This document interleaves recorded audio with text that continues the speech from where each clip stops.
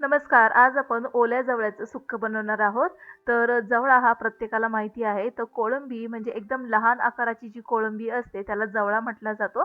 तर असा हा ओला जवळा मार्केटमधून आणलेला आहे. स्वच्छ धुवून घेतलेला आहे आणि त्याची अशा प्रकारे आपल्याला भाजी बनवून घ्यायची आहे. फारच टेस्टी अशी ही भाजी तयार होते. तर इथे हा जवळा स्वच्छ 3 ते 4 पाण्याने धुवून घेतलेला आहे. त्यातील पाणी पिळून काढलेलं आहे. तर गॅसवर कढई ठेवलेली आहे आणि या कढईमध्ये जवळपास 2.5 चमचे तेल घालून घेतलेले आहे आणि यामध्ये एक मोठा मध्यम आकाराचा कांदा आणि टोमॅटो बारीक चिरून घातलेला आहे. आता या कांदा आणि टोमॅटोला आपल्याला व्यवस्थित परतून घ्यायचं आहे. हा जवळा फक्त वाफेवरती शिजवून घ्यायचा असतो. खूप टेस्टी अशी ही भाजी तयार होते आणि वेळ देखील फार कमी लागतो. तर आता कांदा टोमॅटो फ्राय झालेला आहे. यामध्ये मी मीठ, तिखट, हळद आणि धने पावडर घालून घेतलेली आहे. तर तिखट आपल्या आवडीनुसार कमी जास्त देखील करू शकता. तर जवळपास 2 चमचे तिखट आणि पाव चमचा धना जिरा पावडर, थोडीशी हळद आणि चवीनुसार मीठ घातलं होतं. व्यवस्थित परतून फ्राय करून घ्यायचं आहे आणि यामध्ये आपल्याला पाव चमचा गरम मसाला घालायचा आहे. गरम मसाला नाही घातला तरीही खूप टेस्टी असा हा जवळा तयार होतो आणि यामध्ये मी जवळपास अर्धा चमचा इतकी आलं लसूण पेस्ट घातलेली आहे.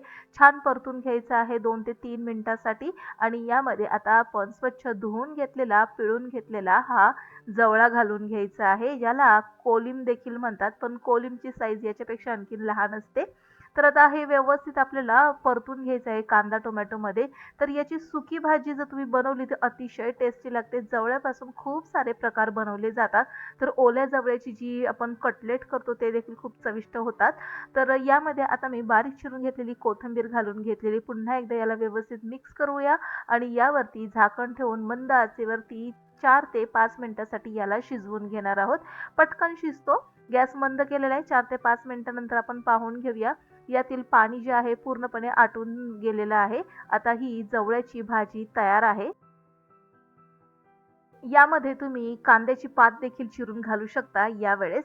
तर आता हा तयार झालेला आहे. याला आपण एका सर्व्हिंग बाउलमध्ये काढून घेणार आहोत. गरमागरम तांदळाची भाकरी, ज्वारीची भाकरी सोबत तुम्ही हा जवळा खाऊ शकता.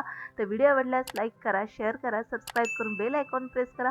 पुन्हा भेटूया नवीन एका इंटरेस्टिंग रेसिपीसही. तोपर्यंत बाय.